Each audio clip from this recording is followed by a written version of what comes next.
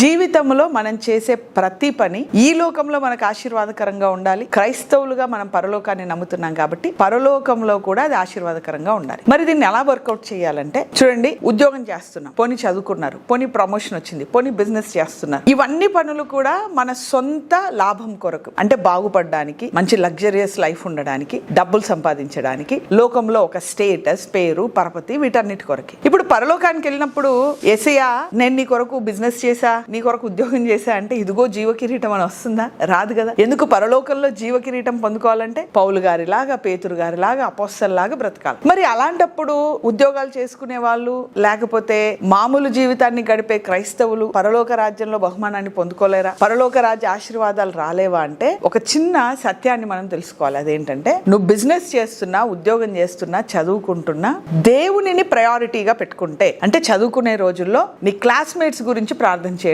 కుదిరితే వాళ్ళకి సువార్త చెప్పడం, ఉద్యోగం చేసేటప్పుడు వాళ్ళ గురించి ప్రార్థన చేయడం, వాళ్ళ అవసరాల గురించి ప్రార్థన చేయడం, కుదిరినప్పుడు సువార్త చెప్పడం. ఇలాగా నువ్వు బాగుపడడానికి, నీ జీవితము కంఫర్టబుల్ గా ఉండడానికి, ఆ బిజినెస్ ఏంటో, ఆ ఉద్యోగం ఏంటో, ఏదైతే నువ్వు చేస్తున్నావో ఆ పనన్నిటిలో కూడా కేవలం నీ గురించి మాత్రమే కాకుండా నీ చుట్టూ ఉన్న వాళ్ళ గురించి, దేవుడు నీ జీవితంలో ఎవరెవరినైతే ఆ పని ద్వారా, ఉద్యోగం ద్వారా, చదువు ద్వారా పెట్టారో వాళ్ళందరి గురించి ప్రార్థిస్తూ, కుదిరినప్పుడు స్వార్థ చెప్తూ, మరల వాళ్ళ రక్షణ కొరకు ప్రార్థిస్తూ ఉంటే పరలోక రాజ్యానికి వెళ్ళినప్పుడు నువ్వేం చేసావంటే, అయ్యా ఉద్యోగం చేశాను, ఉద్యోగంలో నీ గురించి పనిచేశాను, బిజినెస్ చేశాను, ఆ బిజినెస్ తో నీ రాజ్య నిమిత్తమే నేను పనిచేశాను అన్నప్పుడు ఈ లోకంలో ఆశీర్వాదం, పరలోకంలో కూడా ఆశీర్వాదం. సో దీన్నే ఇటర్నల్ విజ్డమ్, పరలోక సంబంధమైన జ్ఞానము మనం పొందుకోవడం. సో కాబట్టి మీరందరూ ఇటర్నల్ జ్ఞానాన్ని పొంది ఈ లోకంలో మహిమపరచబడాలి, రానున్న లోకంలో కూడా మహిమపరచబడాలి. Let Jesus guide you in that way. God bless you.